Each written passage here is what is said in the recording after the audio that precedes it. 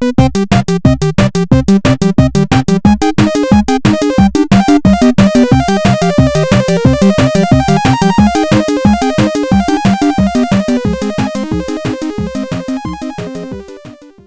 morning, good afternoon, everyone. Welcome to the Super Mega Streaming Show with Brian and Vess.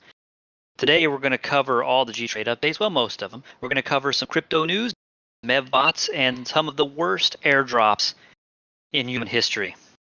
How you doing, Vess? Well, thanks. How are you? Doing good, Vess. So let's talk about some of the gTrade super updates, shall we? I think we have some pretty cool stuff to share. So, if you haven't seen it on X yet, here is the post. It's also on Discord and Telegram. V8 time lock is over. There's just some front end work and some other stuff going into it. It's going to launch soon, but V8 is ready for takeoff. It's ready for release.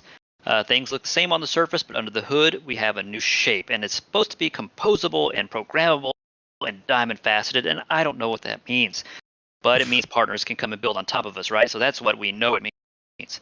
It also means that we can build partials, which is everybody's been waiting for. So partials are on the menu. I like some of the little features too. So I just had to wrap my ETH to make a trade into wrapped ETH. So now there's not going to be any need for that anymore. gTrade will do that auto magically for us. Okay. This one's pretty big too. How many times have we been harassed by people asking us how come we can only open 3 trades? Yeah, like but I always week. enjoy answering them because I know the answer, which is kind of convoluted. And yeah, I'm proud of knowing what the secret reason information. is. You're proud of knowing the secret information. I understand. I like knowing things too. Lower gas fees. Things got more efficient in gTrade again. This will be released soon. Smart contract trading. Everybody who's been with us for a while knows we've been building towards this. Our partners know as well. So we're going to have some of our first builders starting their V8 work on top of us. And partials are under review by Seb and the team. So that's great. We had a lot of volatility these last few weeks, starting with the wars, the ETFs in Hong Kong, the halvening. It's just been crazy. It's been crazy. So we've had a week so far, 235,000 in trade fees in 7 days to the gTrade ecosystem. So that's governance fund, that's GNS stakers, that's a whole shebang, and everywhere else it goes. And we've burnt over 100,000 GNS tokens, Vess, in 30 days. Yeah. Oh my gosh. It's amazing. We're holding up very well, and I know we lost our 450 peg. We're now back at 350 peg. So it's one of those things where the whole market crashed, but I was surprised at how well we held up. I mean, really good. Yeah, I think the burn helped for that. Oh yeah, absolutely. This is how it used to be. When we crash, we'd burn a lot, and now we've kind of got that symbiosis back. And then we lost our spreads. I don't know whose idea it was to leave them on the table. I don't know why you would leave something so important, because, having no spreads doesn't benefit us, it benefits the traders. Yeah. So why would they do such a thing? Why would they do such a thing? I don't know. I thought we're just in it to make money off of them. Yeah, there might be some clues coming in the coming weeks or so as to who took them. If anybody has seen them, please DM me or Vess. Okay, it's just frustrating. They're supposed to be. This is part of our build so that we as a platform have a fair and honest place. But sometimes you need a little edge so we don't go bankrupt, right? So anyway, if you find them, let us know. Not financial advice. Open interest will be increasing more than doubled as they start experimenting the team with more aggressive open interest formulas. So this is another important piece where whales will complain they can't open with size on various protocols, not just gains, but other protocols that they can't support this size, we're not trading there. Well, that's going away. We're doubling what we can handle on the gTrade side. So that is great. We have some new listings. We have Safe, Saga, MSN, and Res. And I believe we talked about Safe and Saga last week. So this week I'll kind of give you a little bit of a preview about MSN and Res. Vaults remain thick. Absolutely they do. So the total collateral ratios on both Polygon and Arbitrum, Polygon 140, Arbitrum 150%. So that definitely goes hand in hand with some of the changes we've been implementing. So, the burn, leaving just haphazardly leaving our spread on the table in a busy cafe. That was foolish. No, it's a living room. Oh, well, who left the door unlocked? Yeah, that's it's under investigation. Is all I can say. There might be some security camera footage emerging. Okay, good. We're going through the tapes. Okay, well, I'm excited to see who's the culprit. Did y'all guys notice? Y'all probably didn't know about this, did y'all? We submitted our Arbitrum Strip Bridge addendum to the DAO for review. So this again is on Twitter, it's on Telegram, it's on Discord. Just scroll up, go to the pinned post, and click that commentary. Please be civil in the forum and talk like an adult. We don't need people throwing poop everywhere, trying to get us our Arbitrum Strip Bridge commentary. So just be good people and say, look, we're an essential part of the Arbitrum ecosystem. This is why Gain should get us. So argue for us. Do it. Be a good gainer and hit that up. So then the developer update. This is written specifically by one of the devs, and they say the following. Heavy focus on V8 off-chain services, finalizing expansion of the decentralized Oracle network to introduce multiple new sources. What on earth are we going to do with that? Continuing to improve the pair listing process. Spread improvement is being wrapped up. Partials are going through extensive reviews, starting assisting V8 partner integrations. Okay, awesome update. This is kind of what we've been waiting for. We're right there, and work is starting already. Even though V8 hasn't officially landed, it just needs to be turned on basically, and because the time lock's over, and we're good. We're trading. We're on the road to more feature-rich Gains network. I can't wait, Bess. Soon. So let's take a look. Soon. Oh crap! My market short has died. I think I've been liquidated. Hold on. We'll get to that in a second. GDAI, GETH, GUSDC. Look at the APYs this week. Looks great. Again, this is an average of 7 days. 10.7, 14.3, 19.13%. So, as an ETH staker myself, I'm getting a 30-day APY of about 2%. It's awful. Yeah. Some other people will get 3% because they have MEV bots and they have proposal committees and all that stuff, and they'll get a big chunk of ETH, which helps their APY. But so far, I haven't been so lucky. So look at this. If you have spare ETH sitting around right there, of course, USD and GDAI are some of the best APYs in the industry, so that's great. So if you have anything to stake, our rates are looking pretty good right now in the vaults. Jumping over to some stats, let's look at some things that have happened this week. P&L for traders last 7 days has been minus 200,000. Trade fees last 7 days, 257,000. Looks good. Protocol's healthy. We have a over collateral ratios, which we discussed kind of. But look, I like the daily volume here. Our volume of traders using ETH is up and USDC. It's climbing. This is going to look somewhat like a 50-50 split of USDC and ETH, and then the DAI at some point in the future. I don't know when, but that's going to be cool because so many people. There's so much volume of GUSDC on Arbitrum, and of course, wrapped Ethereum. It's just all there for the taking. Just stuff it in the vault and experience your APY pleasure. Yeah, exactly. I don't know what I was going with that, but that's what happened. So, all right, going down. What do we got here? GDAI over collaterals. I mean, we're really doing good. We have so much built up in our OC layer that, I mean, the devs can really start moving on some of the ideas, the burn, all that stuff that we've talked about. So, all that's great. I'm going to quickly go back and jump ahead and check what happened. Oh, I didn't get liquidated. Okay. I am up 31%. Okay, I've got to explain here. I watched this post. Let me find it. Here he is. I watched this guy. He said, let me let you guys listen to the following.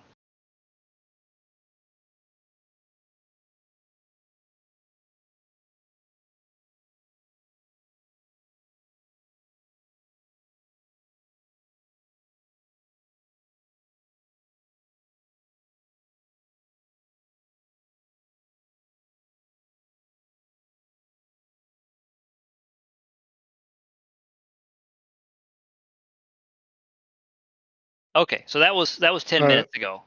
I didn't understand anything of that. Can you translate it to English? He said they were going to dump Dogecoin, and they had 30 billion to dump, and they're going to do it at 10 minutes ago, which was 2 p.m. my time, 8 p.m. or 9 p.m. UK time, or whatever he said. So I guess they did. I should probably close this because if this is it, this is it. This is the candle right here. That is like a fart in the wind. That's all they could do. That's it. I'm gonna close this.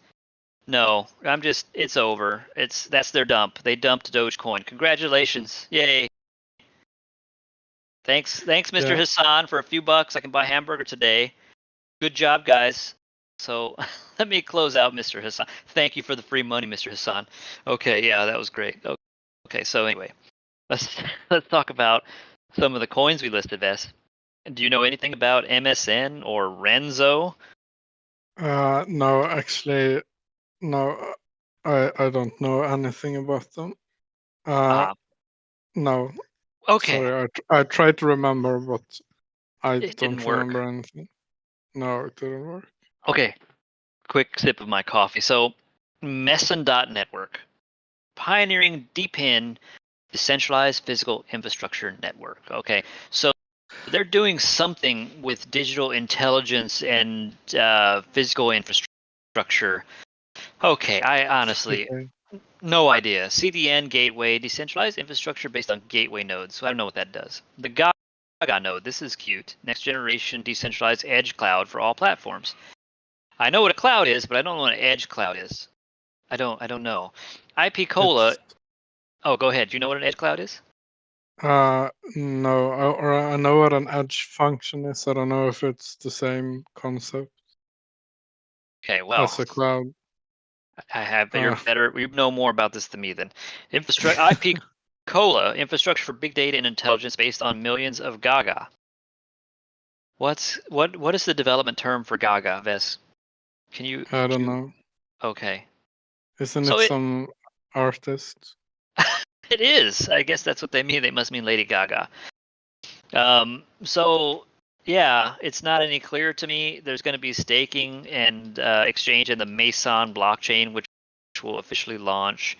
Of course, there's a billion backers that some I recognize, most I don't. And then there's all these random people involved, just like every other launching page, right? It's some kind of DePIN blockchain. I got no idea. Price action on it on the max time frame here. It's not very long. Max is from April. It just died. Price exploded straight down. 157. So if you have some inside information and want to trade Meson Network on gTrade, it is available for you to trade. Let me take a look. MSN new. Oh, we got a lot of stuff in this category. Oh, MSN. It's down. All right, so moving on past MSN. Renzo Easy ETH staking, restaking.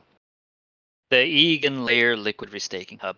Okay, so this token confuses me too. Like every product we seem to list confuses me and frightens me. Like every time. So, I mean, I know what restaking is. It's taking your staked ETH from Rocket Pool or from Lido, wherever, and restaking it. So then EIGEN layer is one of those protocols. You restake on EIGEN layer. And then Renzo is what? It's built on top of EIGEN layer. Deposit ETH anywhere. Easy ETH holders receive 100% of EIGEN layer points. Okay, this is a disaster, and we're going to talk about it soon. This is the biggest crypto airdrop disaster in the history of ever. Okay, so we'll talk about that soon. It's more towards the end of the show. Now you can deposit wrapped B ETH on mainnet, so Binance ETH, and then deposit Lido staked ETH on mainnet. So it's some kind of restaking thing. I don't still understand it. This is so wound up. I don't really get it. I mean, I have an ETH node. I secure the network for you guys every day. I'm working so hard. But then there's people that do that, and then they get involved in this, and I don't.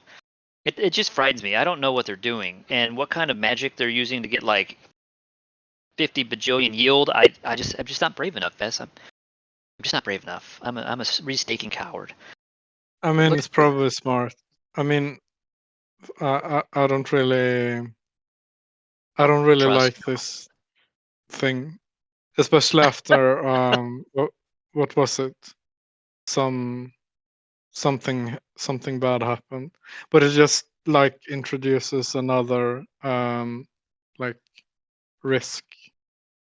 Yeah, absolutely. I can't do it. Surface. Yes, it has more risk surface area, so there's more possibility that you're going to throw the dart and it's going to hit the wrong spot and collapse the whole house of cards. So that's Renzo, everybody. Let's take a look at the price. Price goes back to April. Let me go max. Yep, still April. It launched at 25 cents and it's climbed back up. It was one of the best performers I saw on gTrade recently. So let's look up Res. Yeah, look, it's up 15% on the day. So they know something that I don't, clearly. That this is good product, I guess, because yeah, well, that looks kind of crashy, not financial advice. So maybe it's rounding off there. Maybe that's a bull flag. I don't know. It could go either way. It's 50-50, really. Yeah. I think so. So, Renzo, we can trade it now on gTrade. Okay. So, I'm glad I closed my dog short. Look at that massive candle they did. Thanks, guys. Let's look past them. I've got some news, and at the end of this, Vess, we're going to cover the worst airdrops in history. Have you ever had a bad airdrop? No, I don't understand what I mean by a bad airdrop. Like one you thought was going to be worth so much money, and then it was worth 15 cents. I think maybe some like some Dogecoin or some Shiba related nonsense in like 2021. And it just disappointed you. Yeah. Yeah, they can't be disappointing. So sad. You were heartbroken. All right, let's take a look. Did y'all guys know that someone lost 1,155 wrapped Bitcoin due to a phishing attack? Okay. I saw this maybe an hour after the news broke. This happened, yesterday or the day before yesterday. So a whale with 1,000 plus wrapped BTC on Ethereum, that's Ethereum wrapped BTC. They created an address and transferred some money to it. The scammer generated an address with the same starting and ending letters and transferred 0 Ethereum to him. So the transfer appears in his transaction history. Since many wallets hide the middle part of the address with this ellipses here to make the UI look better, he was neither negligent or didn't check the middle of the address, right? So he goes and he copies and pastes his transaction, his most recent transaction, which he thought was accurate, but it was actually the one that was inserted in between his prior test transaction, and then the phishing transaction got put in between. So somebody was watching his wallet actively, or some program was. And then he copied and pasted. He copied the scammer's address and transferred 1,155 wrapped Bitcoin to the scammer. Okay, so whenever you lose a few bucks on a rough day in crypto, just remember there's people like this that get roughed up quite a bit. Now, this could be a fund. This could be just an individual whale. I kind of think it might be a fund of some type that was transferring. Who would transfer that much money? They did a test transaction. That's the thing. They did, and then the Fisher stuck it right after them, and they copied the Fisher's most recent transaction as without checking the middle of the address. Boom! It's over. It's over. They did, buddy. Preston, they did send a test transaction, and they were phished. So please, guys, be sure to check the middle address or use whitelisting like Rabby. We use Rabby Wallet. A lot of us at the Gains team like Rabby, and it has whitelisting. So once you paste the correct address, you can whitelist that address. And if you send it to a new address, it will warn you, hey, you've never sent to this guy before. So please use a modern wallet and be very careful, guys. We cry when we lose our 5G tokens to a scammer, right? We have people come in and say, I lost 200 tokens to a scammer. Okay, can imagine how this guy feels. So sorry. Yeah. Guy. Don't off yourself, or don't, if you're going out of business because you're a foundation or something, I'm sorry. You should use Rabby Wallet, Mr. Whale. All right. Now back to some more happy news. You know how we had all those net outflows on the Grayscale Bitcoin Trust for weeks because they were flowing into the ETFs? Well, for some reason on Friday they had a net inflow of 63 million. So after the disappointing-ish launch of the Hong Kong Bitcoin and Ethereum ETFs, especially the Ethereum ETF, don't even get me started. It was awful. Then, that was kind of disappointing. We had a sell-off of the news, and then BTC ETF on Friday had a big movement back in. So that's great. Ended the 78-day streak of outflows since Bitcoin began trading. Over that time frame, Bitcoin holdings have declined over 78-day time frame from 600,000 to 290,000. So hopefully the correction's over. I think we broke past that triangle that everybody talks about, the mean triangles, as we broke upwards. So that's great. I'm glad to see we have recovered from that, 'cause that was brutal. That was pretty rough. Everybody thought it was over. All right. This guy, Miko Otama, says, sounds like the end of Solana meme coin season. Everyone who has lost money on Sol. This is, of course, a Reddit post. Of course it is. I'm sharing something personal because I think it's important. In the past month, I've experienced significant financial losses, around $30,000. I'm not sure where you stand, but perhaps you've also faced losses, whether big or small. It's tough. Let me tell you, I've been through the ringer. Let me jump ahead. But here's what I've come to realize. The game is rigged. Those making gains often have an unfair advantage. They're insiders, snipers, who swoop in and scoop up opportunities before the rest of us even blink. Okay, that's why you should use a sniper too. They're on the Telegram wallet and they're free, buddy. Yet despite this devastation, it's not the end. I wiped out my entire savings, transitioning from a comfortable life to living paycheck to paycheck. Rebuilding won't be easy. So this sad man has a gambling problem. This isn't normal behavior. Vess, when you or I trade poo coins, let's keep this family friendly, I put, maybe $100 down, and then I get rugged, and then I'm done for like 2 years until it like tickles my fancy again. Right? That's like most normal people. You get a little hurt on a little bit of money. That little bit of money could turn into 128,000. Like, someone I know. That was great for them. But that's not me. I lose my $100 and I'm done for a week or two, and then I try it again. But to cram through $30,000 on your meme coin trading, that's awful, and you should feel bad. You did that yourself, and you have a gambling addiction. So if anybody out there has done that, please stop before you drain the rest of it. You will not revenge trade into success with meme coins. Meme coins are like fishing for lottery tickets, right? You cast your reel, the water, the weight, and the bait goes in, and then sometimes a mermaid will float up to the top and attach a winning ticket for you, and you will pull it out. And now everybody else paid for your ticket. You just sold on top of them. And that's how meme coins work. In a nutshell, that's scientific. Yes, I believe that's accurate. So, meanwhile, me, a normal individual shopping for wall art after trading meme coins, this is kind of this is what I would go for. After I'm done trading my meme coins for the day, and I made a decent amount on one, or a few $100 on one, I might go shopping for some fine art. And this is me. This is my kind of art. I'm still in the meme coin game, guys. I'll do it once in a while. They're not going to take me down. Would you hang this in your room, Vess? No, I wouldn't. No. Do you have any art on your wall, Vess? No. I was just going to say I don't have anything on my walls. Man, you must have a clean... Completely white. Oh my gosh, I was about to say you must have an iPod white home. That's amazing. No. I love that you can live like. Have you ever seen the show Monk? Yeah, I love the show Monk. It's one of my favorite shows. Of course you do. We just watched a few more episodes last night, Bess. You and me. Is it on Netflix in the US as well? I don't know. I have the DVDs. We have the whole DVD set. Oh yeah. I mean, it's one of my favorite shows. Actually, I have a fun anecdote about that series. Okay, so I don't know, because I don't really watch TV, so I'm not really familiar with like whether cable is still a thing. Like, do people still watch TV, or has it? I haven't been to a family member or a friend's house that has standard antenna or standard cable. They all have something smarter. Okay.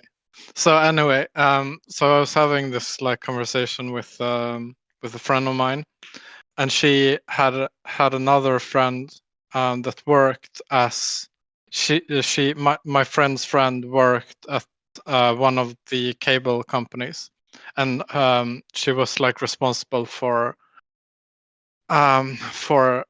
deciding which shows to buy, so they could like broadcast it in Sweden, in my case. Okay. And she bought that series, or she decided that they should buy Monk so they could like broadcast it. And for some reason we started talking about it, and I said like, yeah, my sister and I love that show. We watch it on repeat. We like rewatch it, and watch it all the time.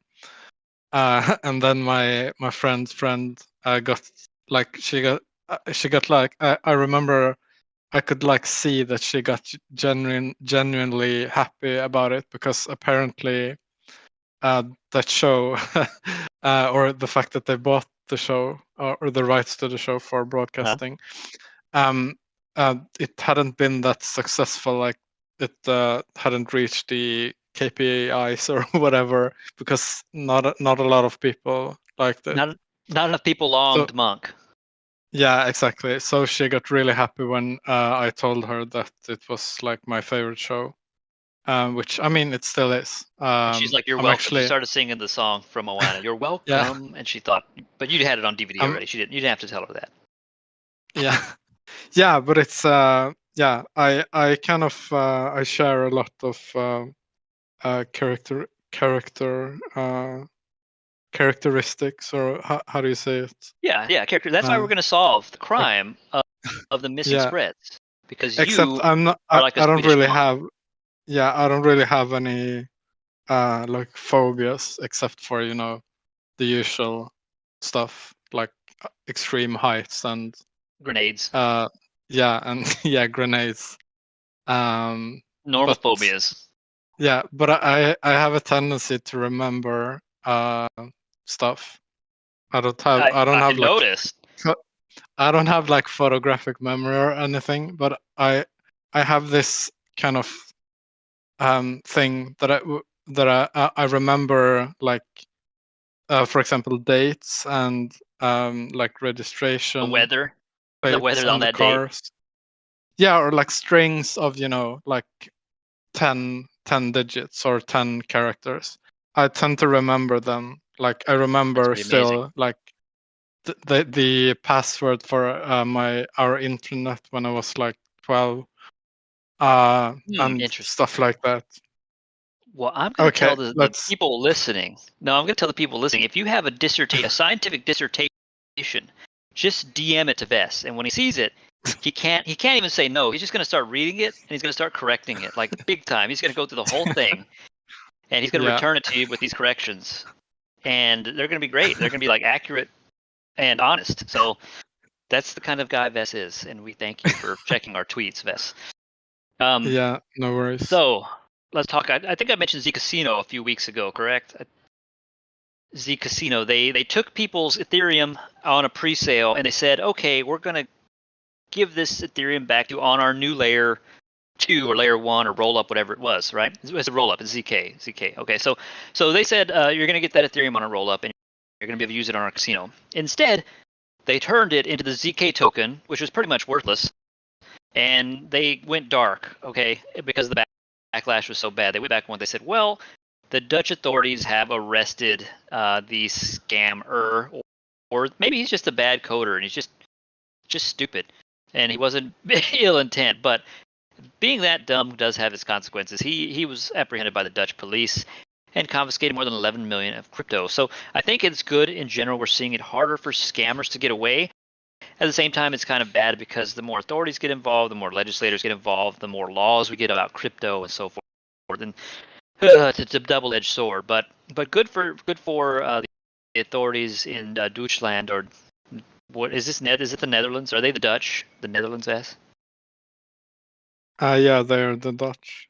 Okay, the Dutch. Nobody likes their language, apparently. So, thankfully, they have arrested this man, and they maybe people get their money back in a few years. But if you had self-custody, this wouldn't be a problem for some things.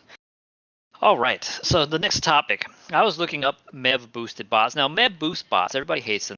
They know that they get sandwiched when they do transactions. They just hate it in general, right? But for people like me who stake Ethereum, this is how we get lottery wins. This is our lottery win. So I wanted to see what they were doing. Looks like on May 3rd, somebody, an individual staker or a group of stakers, got 5.89 ETH, right? And then on May 1st, somebody had 49.28 Ethereum reward.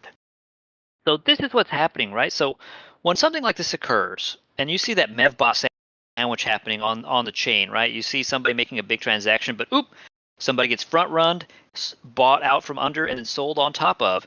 That's a MEVBot. Everybody hates them. Everybody hates them, right? So when you're an Ethereum staker, those bots need someone to mine that transaction, or to not mine it, but to write it on chain, and they pay a tip, right? So this is a tip from the MEVBot to some individual staker to take this block slot and put it on chain. So that's pretty amazing for Ethereum staking. But for me and you know, I'm at 1.9 APY in 30 days. If I had this, I'd be a lot better. I'd feel a lot better. But yeah, that's the MEV boost. So I just wanted to look that up and see if anything crazy has happened the last few days. That's pretty crazy, I'd say. I know there's been like 100 and 200 Ethereum rewards, but that's crazy enough. That's crazy enough for the month. I think that's pretty good. Not me, not mine. I wish it was. So, all right, let's talk about the world's worst airdrops fest. There have been some pretty bad ones this last few weeks. Have you heard of EIGEN layer? No, I haven't. Okay. I mean, it's kind of related to that Renzo token. I don't know how, but it is. EIGEN layer airdrop, right? So this was by far one of the worst airdrops I've ever seen. I was not a participant in this airdrop, but this is accurate. Okay, this is accurate. Let's go ahead and play this little clip here. So what we thought we were getting, what they actually got. Okay. So you might say, oh, it must have just been, a small airdrop. Nobody thought, or nobody got a big sum of money. No, it was worse than that. It was way worse. All right, this guy, we all know what this guy sounds like, so I'm going to turn this down. So basically what happened is that EIGEN layer opened up restaking for Ethereum people to start putting into their protocol for points. Get your points. Get your points. Everybody wants points. Everybody loves points, right, Vess? Everybody loves them.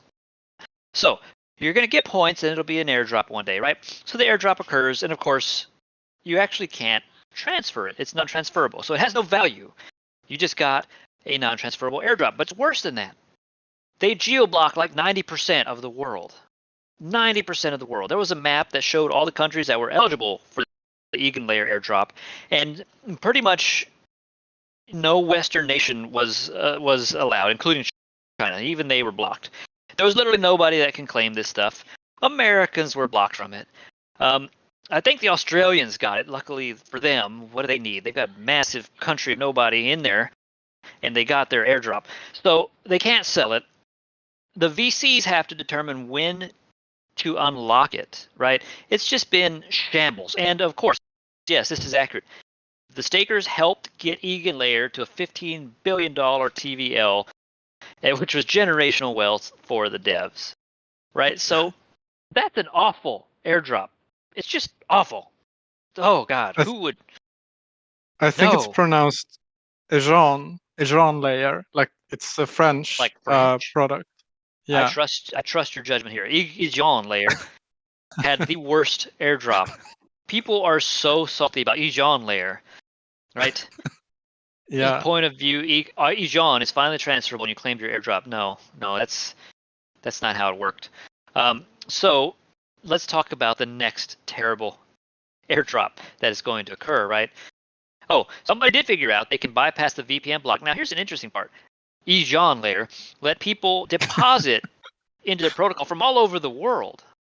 I, as a burger, can deposit into the protocol, but when it's time to claim the airdrop, you're a burger, you're bad, you're not getting it, sorry. So people started learning how to bypass the VPN geo-block. This is not financial advice, do not do this. They went into the console of their browsers and took out variables. I don't know what this stuff is. But yeah, they they block the people right after we stake with them. They block you because you're probably in a nation they blocked. Really awful experience for those people. Funny how EIGEN layer doesn't geo-block when people were staking funds on it, Law for real. Yep, that's true. They did that to you guys. So that's points farmers for you. That's the average point farmer experience. All right, next one over is Layer Zero Labs. We believe it's in the protocols. Oh, you know about this? No, I recall this being kind of bad as well, right? Or yes. It's just it hasn't even launched yet, but it's stupid already. Okay. Let's see what this says here.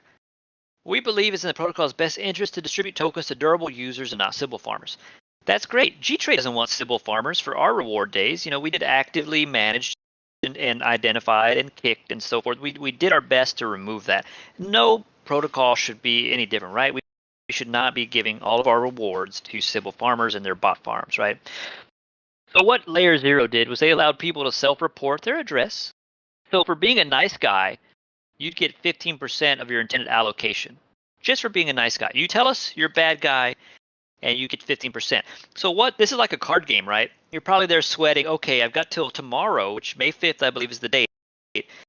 Sorry, the deadline is May 17th, sorry. So the deadline's soon. Do they know I'm a Sybil farmer? Do they know? Are they going to block me? Or do I report myself and get 15%, right? It's a smart move, except people went to this link right here, thinking that it was a checker to see if they were detected as a Sybil. And people reported their wallets without understanding this fully. And they must have added this after the fact because a lot of people have signed their wallet. And what Layer Zero is saying, once you've signed that address, you will be marked as Sybil. We cannot reverse it. So could you just, for no reason at all, could you just refresh the website? No reason at all. Here we go. Yeah, no, I just thought it looked nice, the text.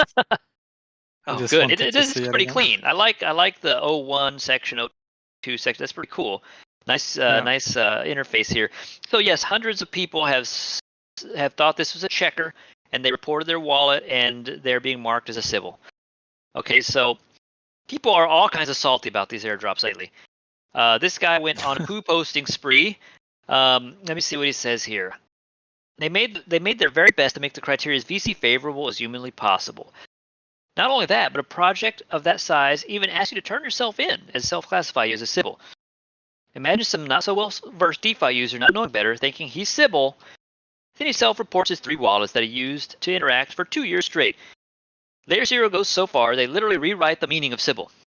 In their terms, Sybil means using a specific dApp, not even using 100 wallets. So what dApp did they block? If you used Merkley to get all your Layer Zero bridging done, I don't know why, I don't know the details, but apparently if you used this particular dApp to interact with the Layer Zero protocol, you have been blocked from receiving your Layer Zero airdrop. And I don't understand why. I couldn't dig down deep enough to figure out the meaning or the reason behind it, but this looks like a normal bridge to me. It's an on NFT bridge, NFT bridge. I don't know what that means. Maybe it's French on NFT. But like, yeah, I don't know. So is this bad? I have to check what dApps I'm using now. Definitely a sus airdrop, right? So Layer Zero is making people. You just can't win. You just can't win. You try to do your best to block. Some places go too far. Some places geo-block half of the known world. And it just airdrops seem to be getting messier than they used to be. Yeah, I like the Arbitrum airdrop. So yes, I think people have referenced it as being the most fair one they've seen. I mean, I wouldn't say it was fair, but I got a substantial amount of money for literally not doing anything. You did. You used gTrade though. Yeah, I mean, but I mean, I didn't do anything to like deserve it. What?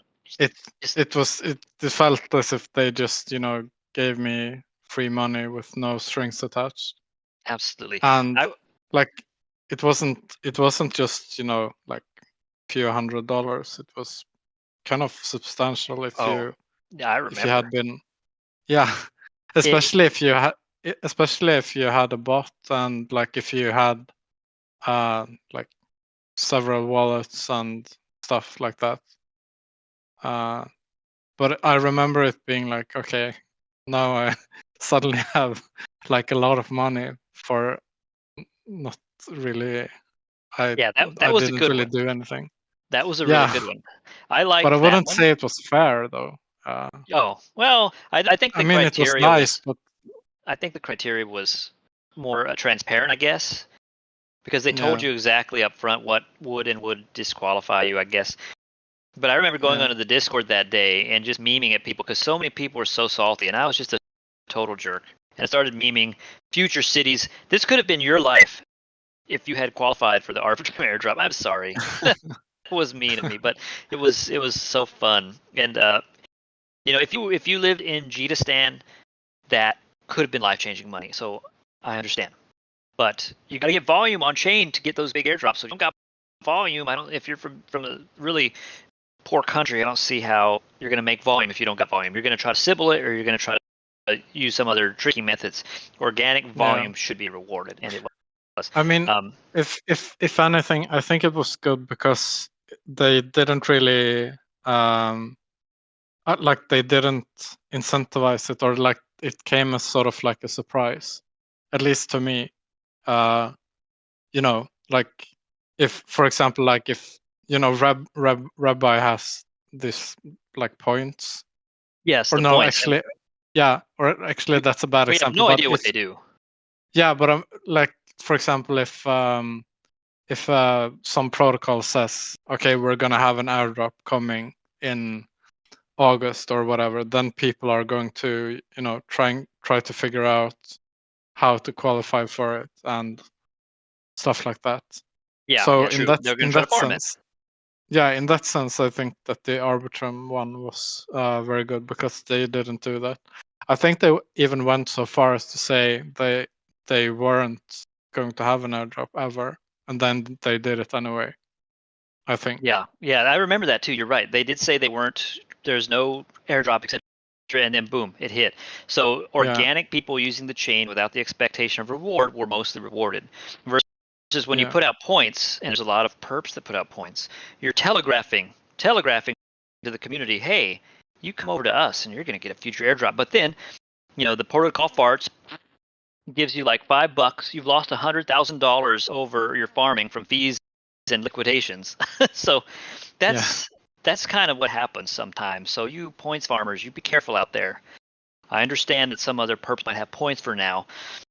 Well, we'll see how that turns out in a few weeks, I guess. We have points that are not redeemable for an airdrop. We just have points that allow you to build up points on our platform, and then you could trade with lower fee tiers. So that's the first iteration of our points. Again, not going to be an airdrop, not redeemable for anything, just internal points for the users to use, and reward will be given to those who volume it up. So that's it. I think I have two more little things to cover here. This was okay. This is the block. We're looking at how many transactions have been on Bitcoin and Ethereum fees. Fees are down really low on Ethereum right now. So if you had anything to do on mainnet that you wanted to get done, like a staking protocol or something, it's a great time to do it. Gas fees are pretty cheap. I put some stuff on Pendle recently, and I think I paid $14 to do it. So especially on a Sunday like it is today, just keep that in mind, because when things get crazy again, you're going to be paying $150, $200 to do anything on mainnet. It's Saturday today, Brian. Oh my God! Oh, this is why Saturday. This is why you send your corrections to Vest, because he'll catch it. It's just he'll catch it. The chain transaction has fallen off so much that we're still a little inflationary on mainnet. Okay, so bad. Just start using it again. Start using Arbitrum. Start using Base. Get this fee back down. Use the blobs. I don't know how they work. I'm just securing your network for you guys, because again, I'm a certified Ethereum staker. So please, I'm securing the network for you. Now, some people might ask, Brian, why aren't you putting it in the gTrade vault at 14% APY? If you were with me during tax season, I'll tell you why. Because I have to wrap it. Because I have to wrap my Ethereum. The U.S. government decides that I have cashed it out and have done like-kind exchange, and they will tax me on my Ethereum node. And it's not a year old yet, so I can't do that because they're going to hit me with a big fat tax next year. So it's just frustrating that we don't have adequate laws to protect humble people like me.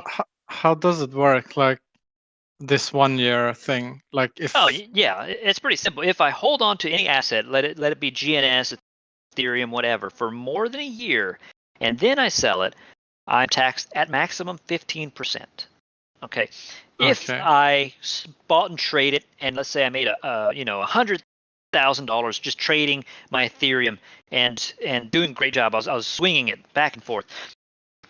At the tax season, I would owe however much my personal income level was. So we have a tiered income level. So rich people pay more taxes, poor people pay less. So it really gets bad if you're a good swing trader. It's all going to be treated as income daily as your revenue, and you'll be put in a tax bracket based on how much you made.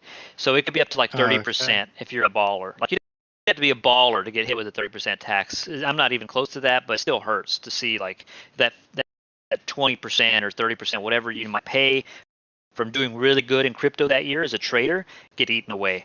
So for me, I'm waiting the year so I can pay the government less money to bomb people with. That's really what I'm doing. I got to wait a year, and then I could decide if I'm going to use that Ethereum to do whatever.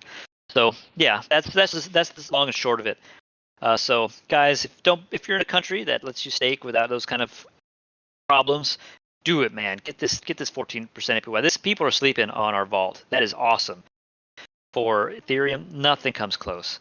USDC and gDAI, those are great too, but of course, if you believe we're going to be in the bull, maybe you want to switch into something that might rise with the tide, like Ethereum. So, that said, that's what I got. Vest, have you made any trades this week? Anything? Yeah, I actually longed Bitcoin. Oh, did you? Did you get the bottom, Vest? Bitcoin. Yeah. So I got liquidated, or no! I kind of got the bottom, but then I was kind of it went on to like liquidate me before it went up, so I was kind of unlucky. I think that I would have maybe not 900%, but actually I would have been like if it's 67 now, then I would have been because I remember my 900 take profit was at 63k, so it would have been you would have nailed it. You would have nailed it. You would have drained the vault. gTrade shuts down. Vest is rigged. And it was because I forgot about it until the next day. Then when I opened my laptop, it still showed like because it was cached in the browser, so it still showed as open. So I was like, oh nice, it's up like 240% or something. But then I refreshed the browser and I found out that I had been liquidated instead. So you felt like the EIGEN layer airdrop people. The EIGEN layer. You felt exactly. You say it so much better than I do. You're not even French. Yes, EIGEN. Is that better? Like Dijon, but EIGEN. Yeah. It's pronounced exactly like Dijon, like the mustard. Okay, Dijon. We need to get Seb to say this. I want to hear it. In words. Seb, say EIGEN. And he's gonna be no. He won't. He won't do anything he doesn't want to do. So you can't twist Seb's arm to say EIGEN if he doesn't want to say EIGEN. So, well, I think I've covered everything we have today. Vess, any parting words, or do you have anything you want to say to the community about the update, or have we covered it all? Let's see if I have something. Or is there something in brewing in another form that you might have anything? Yeah, there are a few things brewing, but I'm not sure I can share anything. Gotcha. It's too soon, but we will share. We will share. Vess is a trooper. Yeah, and he did this for you guys. So wait into the future. Hopefully, the not too far future, and we will see the secret thing we can't give you alpha on. Hopefully, it will be in the very near future. Awesome! I can't wait. Because of reasons that I can share after. It will all make sense when I when I've shared it. We're gonna put the conspiracy theories to bed. Yeah, but so no, I don't really have anything to add. I started a new playthrough in Elden Ring, and Yes. remember the boss, like the thing that The water killed me, dancer. like. Yeah, so you can do this thing in Souls game where you don't level your character at all. Like you never level it. So the thing was like so it's called waterfowl dance. Fowl as in the bird.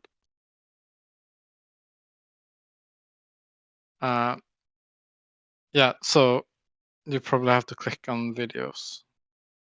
Otherwise you're not gonna see it. Not those videos. This entire website is terrible.